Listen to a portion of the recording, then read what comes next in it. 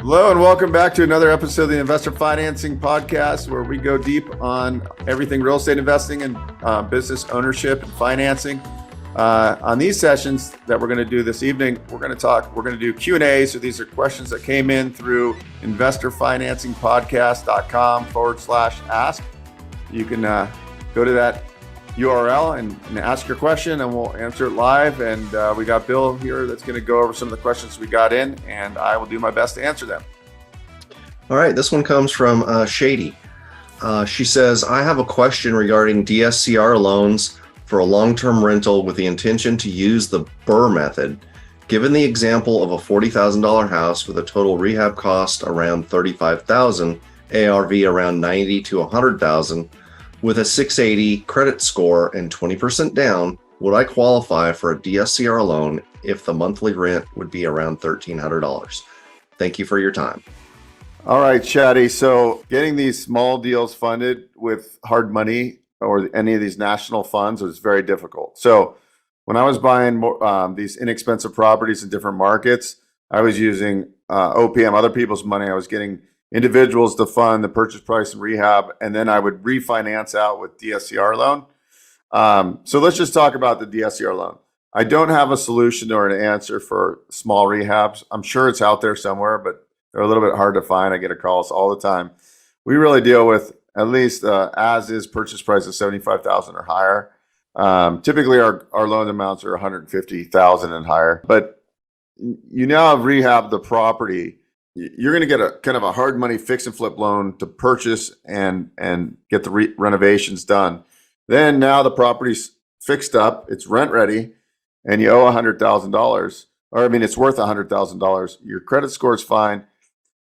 Typically, you're going to go to, with a 680 credit score, you could probably do 75% loan to value. So let's just say we can squeeze out 75% loan to value, $1,300 a month income. So what we also need to know, Shatie, is we need to know the annual taxes and also the annual insurance, and if there's an HOA.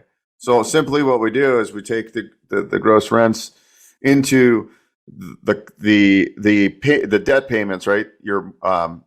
Your mortgage payment, your taxes, insurance, and HOA, and that's where we calculate the DSCR. So we're missing a couple of pieces here. And you're not going to get a DSCR loan until you fix the property. It has to be rent ready because they send out an appraiser. Once the property's rent ready, you can get it appraised. They can do a market rent survey with the appraisal, and that's where they calculate the DSCR. So based on those numbers, you should be right in there. I'm guessing. I don't know exactly where this property is and what the taxes are. But to acquire the property is going to be the tricky part, because the smaller loan amounts are very tricky. So that's where you want to find localized funds wherever you're at.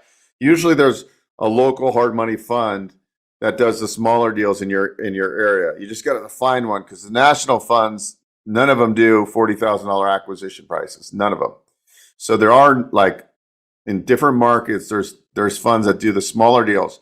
You should also be going to REI meetings, Real Estate Investor Club meetings. You should be building a list of potential private money investors, right? Private money lenders. There's lots of people with money in their retirement accounts, and they can become your Bank of America. So that's what I would do, because that's what I was doing with the properties I was buying in the Midwest. They were a little bit cheaper. I couldn't go get a traditional bridge or hard money loan, so I would just use other people's money. They would get a first lien, just like any mortgage company, and I would pay them above average return, and they were happy to do that. And then on the exit, now you have a $100,000 asset. We can do 75%. And it looks like the DSCR should be fine, just depending on if you're in Texas and you have like really expensive property taxes. So we need those variables. You can always book a call below. I'll walk you through this because we don't have enough details to really get in the meat and potatoes of this. I just want to give you an overview of it, and hopefully that helps. Anyways, thanks for the question, Shatie.